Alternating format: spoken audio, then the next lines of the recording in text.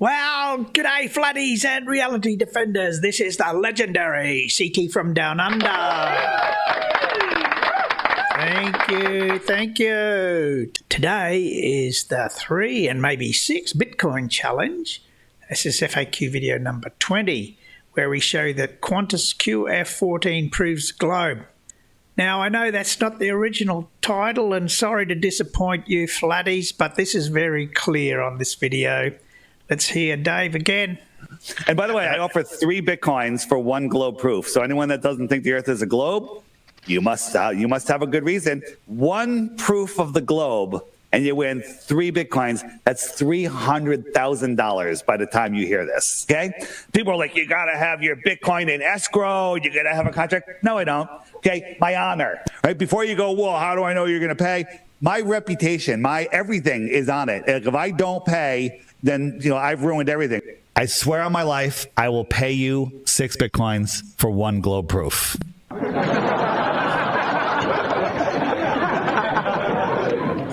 Yep, we all believe that, but we'll see how we go. Now, in today's video, Flat Earth Banjo tries to kid everybody into thinking that flight QF14 proved the flat Earth. So this flight was a repatriation flight, and at the time that it came out, it was a real excellent globe proof. So, of course, the flatties had to scurry to make up something ridiculous, to try and make up some excuses for the flight proving the globe. So it's just like very similar to the final experiment, where the flatties are scurrying around like cockroaches when you turn the light on, trying to find any excuse to still say that the Earth's flat. Anyway, we'll talk about the housekeeping today.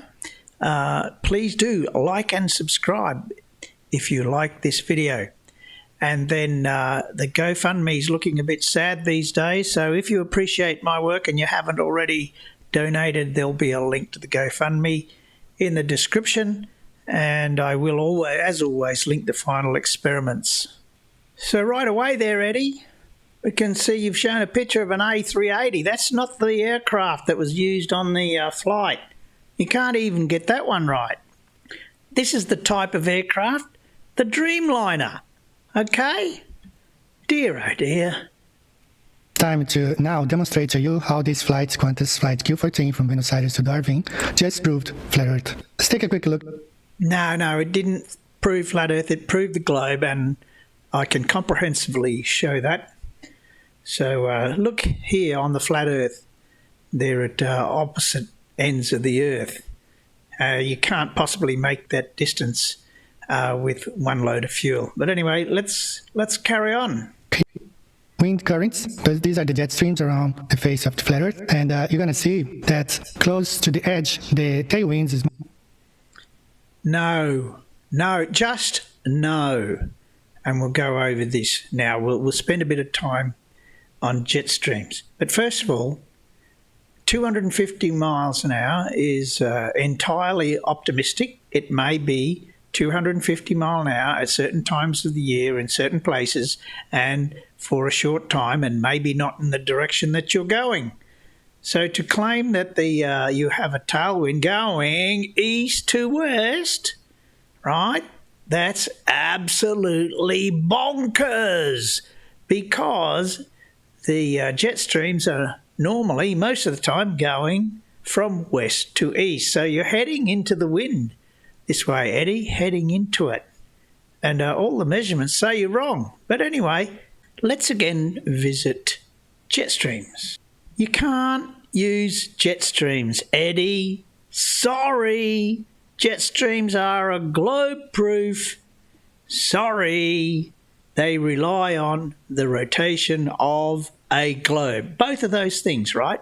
You need the rotation and you need the globe shape, because as everybody complains about in the flat Earth fraternity, you've got 1,038 miles an hour at the equator, and you've got a smaller speed as towards the poles. And when the air moves in that direction, like you say, oh, but if an aircraft goes that way, it's going to be doing 1,038 miles per hour. Yes. So the air that moves in that direction is going to be going 1,038 mile per hour. The Earth is only travelling at 733 mile per hour. So you notice that the movement must always be from west to east. And that's how you get jet streams. And can't happen on a flat Earth. There is no mechanism for jet streams on a flat Earth. So we'll just go over a little bit here to show how this is globe proof and not flat Earth proof. So here's the flights that made up this repatriation flight. There was a flight from Brisbane to Buenos Aires on around about the 3rd of October 2021. And that's the plane, they flew it over there, and then they flew back to Darwin because that's where the quarantine place was. And you see, this is almost like flying Buenos Aires to Perth, which the flatties want to see that if the Earth is a globe. Now, this one doesn't go over the South Pole, but it's not too far away. So this flight can only happen on a globe. Just like Buenos Aires to Perth, Buenos Aires to Darwin there crosses over Antarctica around the edges a little bit there, but it does cross over Antarctica. And you come out the other side.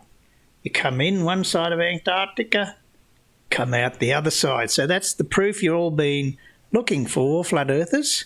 But I know what you'll say. You'll say it doesn't go over the pole. That's okay. But this flight only fits on the globe, does not fit on a flat Earth. Now here's the other thing, right? This is QF14, which I've done the analysis on.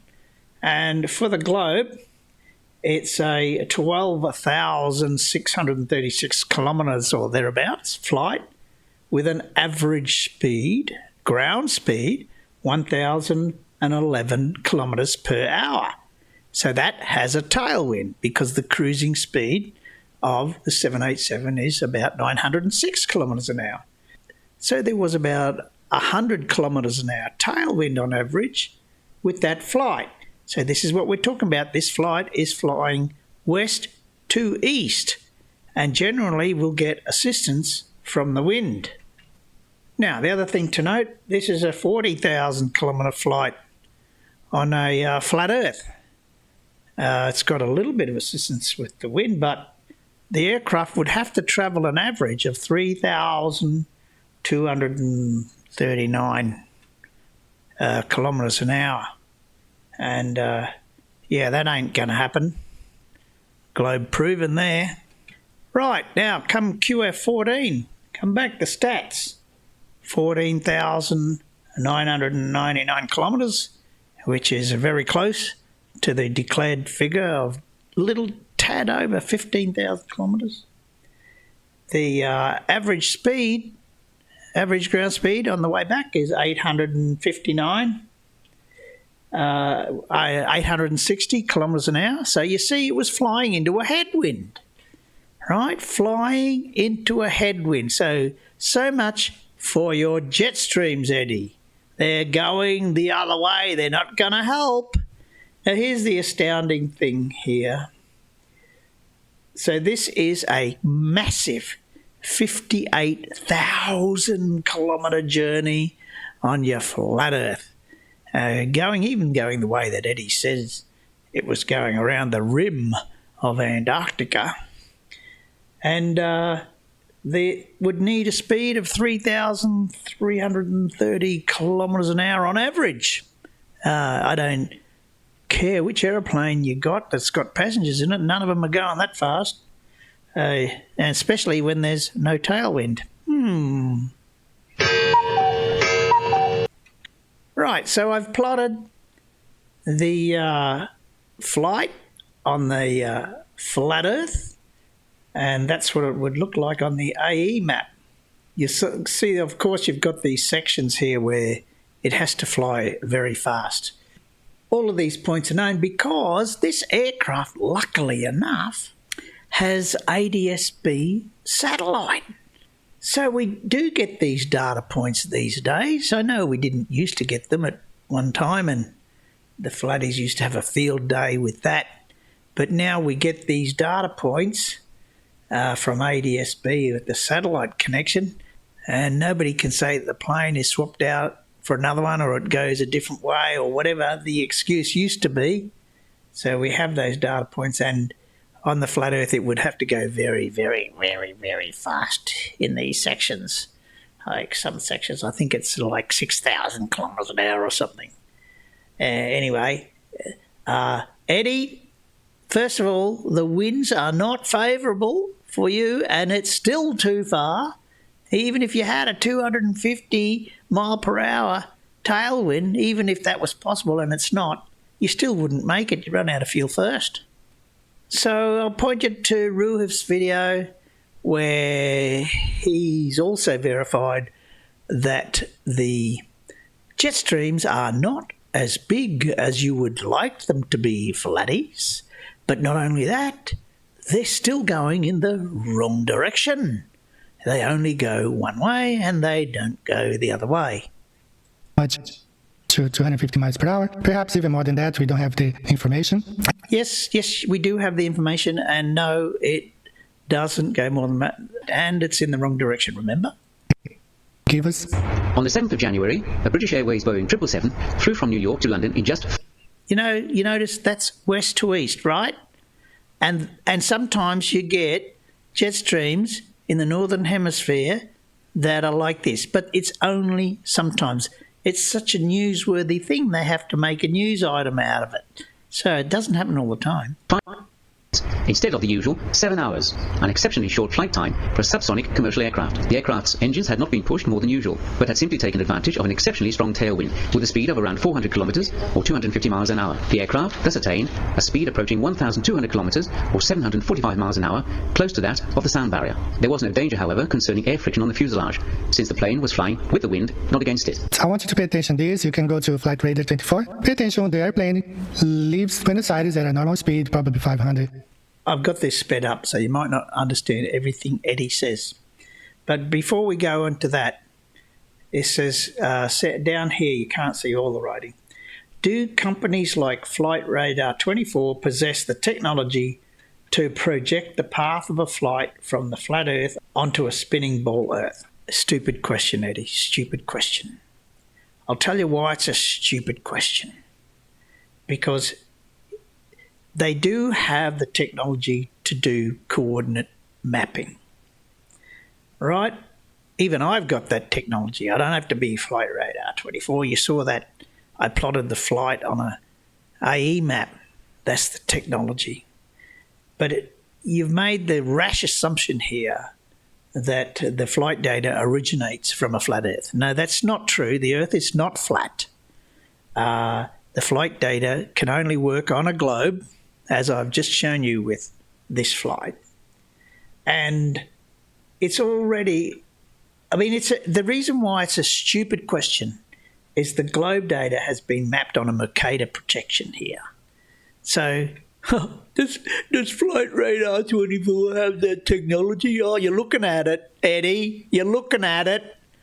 It's just that he wants to twist it to think that the data originates from a flat Earth. But that can never work once you do the numbers, like I've done. So now, if you catch this parlour trick he's doing here, well, actually, it's not a parlour trick. This is one of the dumbest things.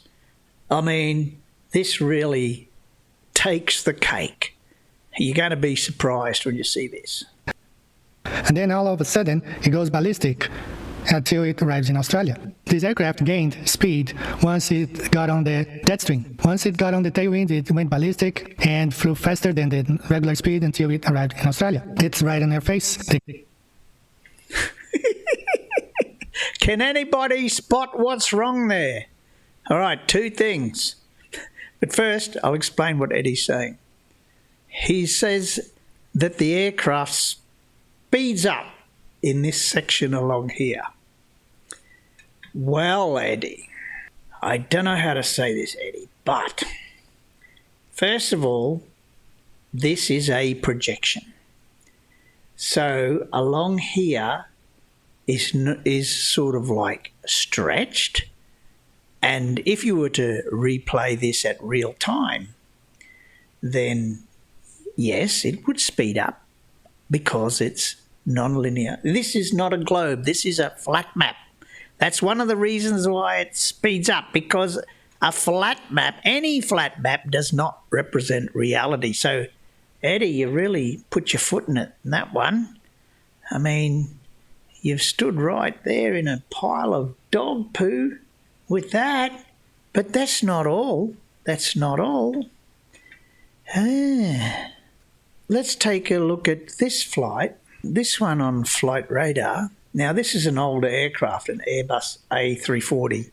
So I'm thinking because of that, there's no satellite ADS-B with this aircraft. And I want you to watch very carefully here while I progress this aircraft along the flight path. Here we... What? Oh, my goodness me! Did that thing just teleport? Oh, my goodness! Well, I didn't know they had teleportation technology. Let's try that again. Go over here. Oh! Eddie! This is just a quirk of the interface, Eddie. Are you trying to make something out of this? It's just skipping over the parts where it has no data. That's just a quirk of Flight Radar 24, and Eddie's trying to use it as proof of flat Earth. That's pretty funny. Which brings me to another point, really. I mean, that's totally incompetent. How can YouTube allow people like this to produce science-based videos? That's incredible. I don't think they should allow these intellectually handicapped people to produce these videos. I mean, I think you should have a license. They should insist you have a license to produce videos of scientific content. I mean, Eddie, you've probably got other talents. Maybe you can play the banjo or something. And, you know, that could be quite enjoyable. I think you should do that. Stick to those things that you know well. This you don't know very well at all. It's completely stupid. You look like an idiot. You should give up on the flat Earth. Just makes you look stupid. So that's the chuckle for today. That's a really big one. I think I'm going to enjoy that one for a long time. Right in their face. They can't hide that. This aircraft got on the jet stream and flew at speed up to, I'm going to show you. No, I didn't get up the jet stream. That was just the animation, right? No jet stream. Flew at an almost impossible, not impossible, because airplanes do fly at a higher speed than we are told, especially when they get on the jet stream. Not really, no. And you're still not going to get high enough to cover that distance. Earth map, they left Argentina and then got on the jet stream and just took off real fast. The jet stream's going the wrong way, Eddie. Went faster than the regular speed until it arrived in Darwin. And another biggest proof, and I want to thank Jeremy and the guys from Globebusters before pointing this out. The greatest proof is right here. This aircraft, it says it left Buenos Aires at 12. Where did Globebusters come up with that? Oh, wouldn't that be wonderful if they came up with that? Now, look, we know on the flat Earth, we average the speed of the sun circulating over the flat Earth at about 1,000 miles per hour, which equals to what the globe believers believe the Earth spin. Yes, there is a problem with the flat Earth sun like that. On the Tropic of Capricorn, it goes a lot faster than the Tropic of Cancer. There's no explanation for that. And on the globe, no one in the globe camp ever says that the Earth is spinning at 1,000 miles an hour. It's a one rotation per day.